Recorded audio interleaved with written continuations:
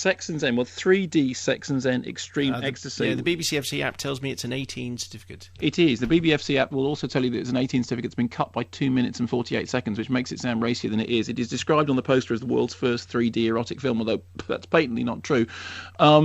It's a reboot of the 1991 Hong Kong Category 3 work, which actually spawned a bunch of 3D home movie erotica. And in fact, follows not so hot on the heels of The Lover's Guide 3D, which was in cinemas just very, very recently. So the plot... You know too much about this. No, but it is, if you know anything about 3D, you know that very, very quick, as soon as people figured out 3D, the first thing they tried to work out was whether it was possible to use it for racy ends. Of course, in terms of the amount of money spent, the amount of money made, and I have said this before, the most profitable 3D movie ever made is a film made in the 1969-1970 called The Stewardesses, for which the tagline was "These leggy lovelies leap off the screen and into your lap." And I think that pretty much tells you what you need to know about 3D.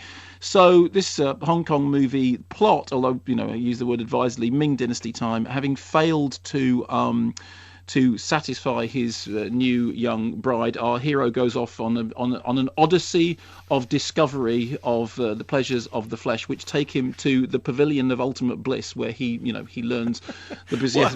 Listen, that's just describe in a family-friendly way the Pavilion of Ultimate Bliss. Well, let me tell you, in a family-friendly way, I suppose the highlight of the Pavilion of Ultimate Bliss is the appearance of the hermaphrodite who possesses a CGI Mr. Happy, upon which is used as an axle for a wagon wheel. I mean, it's not a film in which realism is straight. In fact, funnily enough, the whole thing appears to have been shot in caves, which have been left over from Star Trek sets, and it features some terrifically ripe subtitle dialogue, including the appearance of the metal plate of death avoidance, which is a fabulous plot device used to, I think, as its name suggests, avoid death, despite the fact that it is neither metal nor a plate, nor do I believe that it would avoid death.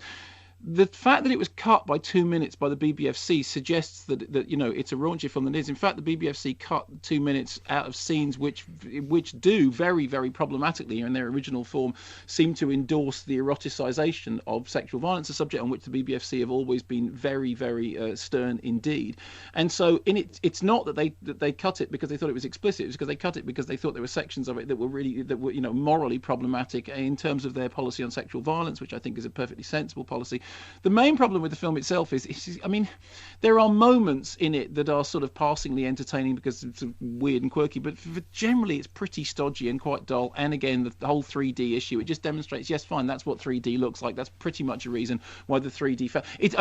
It's significant only that this particular 3D cycle has thrown this up, and it achieved a certain commercial, interest because it's like, oh, well, fine, this is the one that this cycle will throw up, in the same way that the Stewardesses did in the 1970s cycle. But beyond that, it is pretty stodgy, particularly considering what's going on screen. It's quite surprising that it manages to be as dull and as turgid as it does. But I shall take with me the metal plate of death avoidance as something to remember the next time I have a plot point that needs to be sorted out. And or if you're visiting the Pavilion of Ultimate Bliss. The Pavilion of Ultimate Bliss, yes. Don't visit the Pavilion of Ultimate Bliss without the metal plate of death avoidance.